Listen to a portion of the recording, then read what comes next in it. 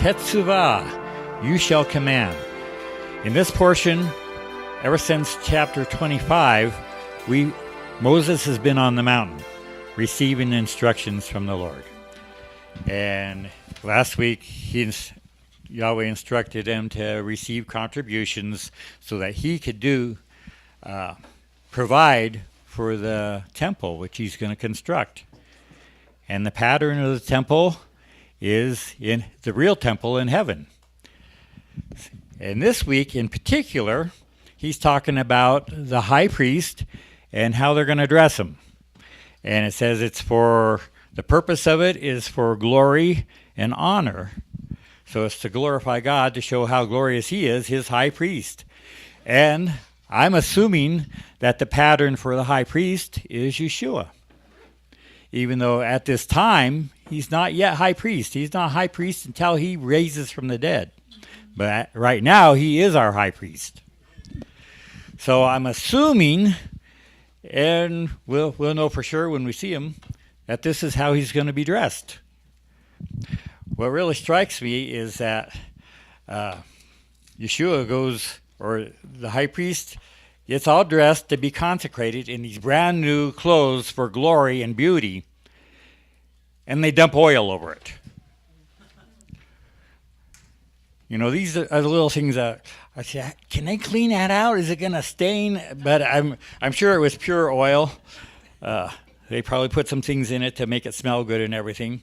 What really strikes me, the very first thing it says, you shall bring clear oil beaten of olives.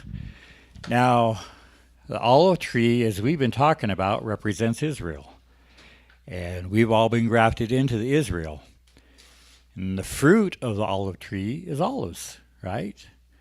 So if we're grafted into Israel and we are branches of the olive tree, our fruit is olives. And the Lord uses this to shine through our lives on his testimony.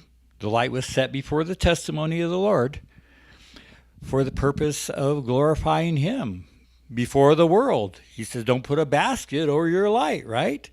But let it shine. And there's so much more I'd like to say about the stones. We had 12 of them on the breastpiece, and inside the breastpiece, I assume it's like a pocket that we keep two things. We don't know if they're stones. We're assuming they are, but it doesn't say. They're Urim and Tumim. And they're hiding in there, and somehow or another, the high priest uses these to inquire of God.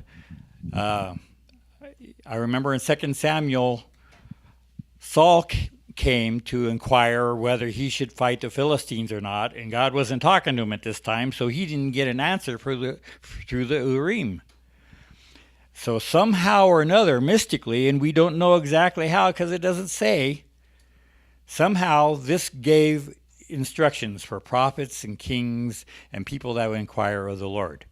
And then there was these stones on his shoulders, a memorial of the tribes of Egypt. 6 of them on one and 6 of them on the other. And they were black stones. There was it's onyx, so there's white in it, but it's primarily black. And then there's 12 stones here, and then 2 stones, I'm guessing, inside. So come back for the Midrash, and we will talk about stones.